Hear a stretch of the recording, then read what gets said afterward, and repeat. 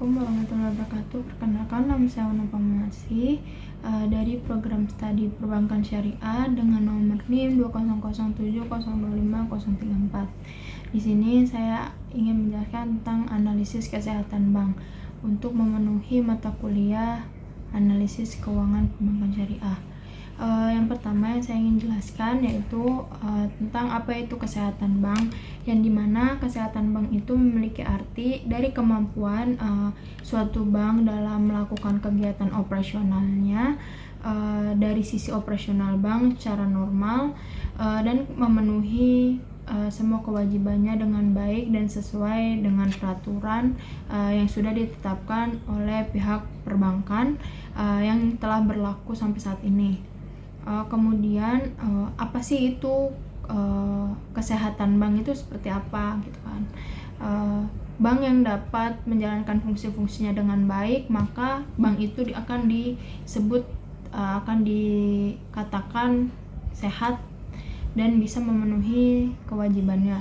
Kemudian di sini saya akan menjelaskan fungsi apa sih yang harus ada di bank. Bank itu bisa menjalankan fungsi apa saja. Yang pertama, dari pihak bank itu dapat menjaga serta memelihara kepercayaan masyarakat terhadap bank tersebut. Yang kedua, bank dapat menjalankan fungsi intermediasi.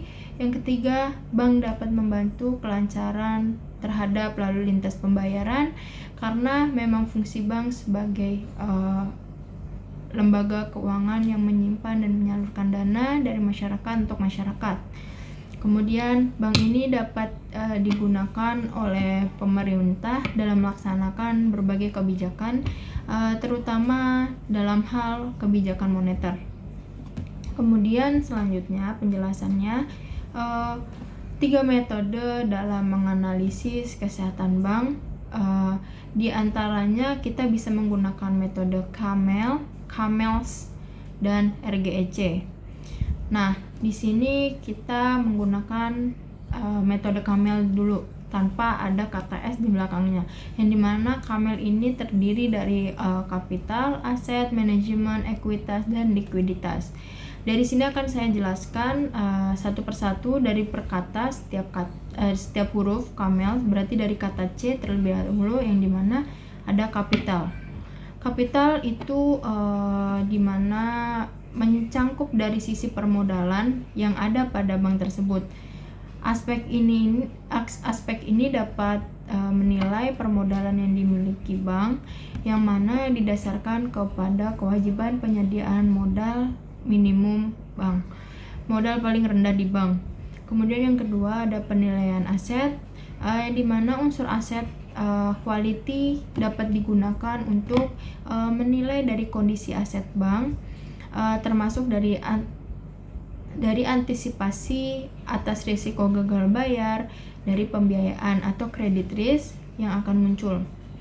Kemudian dari sisi manajemennya, di mana komponen ini dapat digunakan untuk menilai suatu bank, apakah bank ini mampu untuk mengelola manajerial bank dalam menjalankan operasionalnya sesuai dengan prinsip manajemen serta manajemen risiko dan prinsip-prinsip kehati-hatian dari perusahaan bank ini.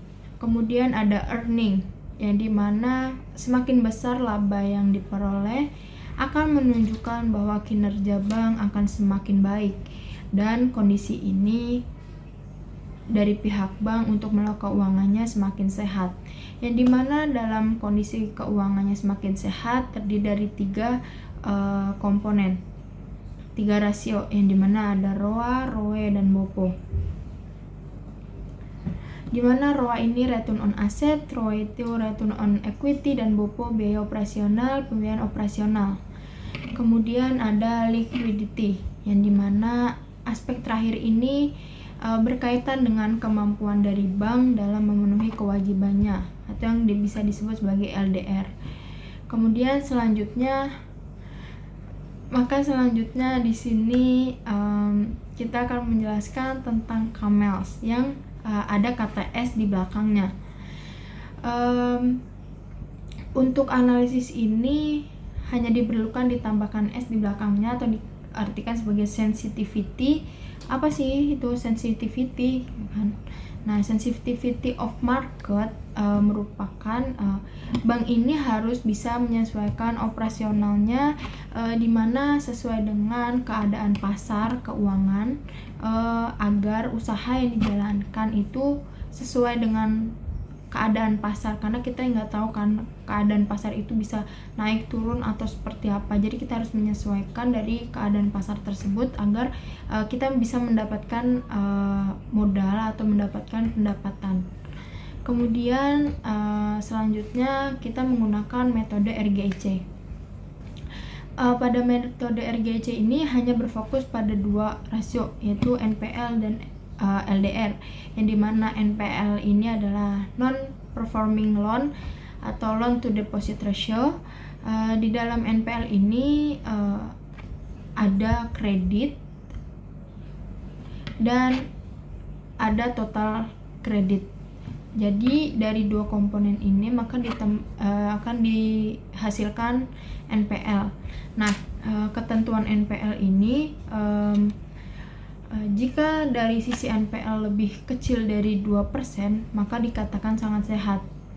Kemudian jika NPL ini lebih besar dari 2% sampai dengan 5%, maka masih dikatakan sehat. Kemudian yang ketiga, jika NPL ini lebih dari 5% atau bisa mencapai 8%, maka dikatakan cukup sehat. Nah, kemudian apabila NPL ini dari nilai 8% sampai dengan 12%, maka dikatakan kurang sehat. Nah, apabila dari sisi NPL ini di atas 12%, dari pihak bank ini dikatakan tidak sehat. Dapat disimpulkan jika semakin besar presentasi NPL, maka kesehatan bank itu dapat dikatakan kurang sehat atau tidak sehat. Nah, di dalam LDR, jumlah kredit dan dana pihak ketiga atau DPK, jika dibagi dua komponen, kita dapat menentukan jumlah LDR tersebut. Sama halnya dengan NPL, semakin besar presentase dari LDR, maka bank tersebut dinyatakan kurang baik atau kurang sehat, atau bisa dikatakan tidak sehat. Akan tetapi pada LDR ini memiliki nilai minimum bank ini dikatakan sehat. Angka minimalnya itu di bawah 85%. Di bawah itu bank dikatakan sangat sehat, dan sebaliknya jika dari pihak bank ini dari LDR-nya itu di atas 85%, maka bank ini akan dikatakan tidak sehat. Nah, kemudian di sini akan menjelaskan tentang aspek yang dapat dianalisis pada metode RGEC. Yang dimana yang pertama ada profil risk atau risk profile, yang dimana pada penilaian tersebut menetapkan peringkat berdasarkan tentang analisis secara komprehensif dan struktur atas hasil penerapan tingkat risiko dari masing-masing risiko, yaitu ada risiko kredit, risiko pasar, risiko likuiditas, risiko operasional, risiko hukum, strategik, risiko kepatuhan, dan yang terakhir ada risiko reputasi. Kemudian ada GCG atau Good Corporate Governance, yang dimana GCG ini dapat dilihat dari sisi pemenuhan terhadap prinsip-prinsip GCG. Bank memperhitungkan dampak dari GCG tersebut untuk perusahaan pada nilai kinerja GCG dengan mempertimbangkan kesignifikan dan materialistis anak perusahaan atau kesignifikan tentang kelemahan GCG dari anak perusahaan tersebut. Kemudian yang ketiga ada rentabilitas atau earning. Di sini penilaian dalam faktor ini meliputi evaluasi terhadap kinerja rentabilitas tersebut, sumber rentabilitas, kesinambungan atau stabilitas, rentabilitas, dan manajemen rentabilitas. Penilaian dengan menggunakan rasio keuangan yaitu ROA, ROE, dan NIM. Kemudian yang terakhir ada permodalan yang dimana penilaian atas faktor tersebut meliputi evaluasi terhadap kecakupan serta pengelolaan modal.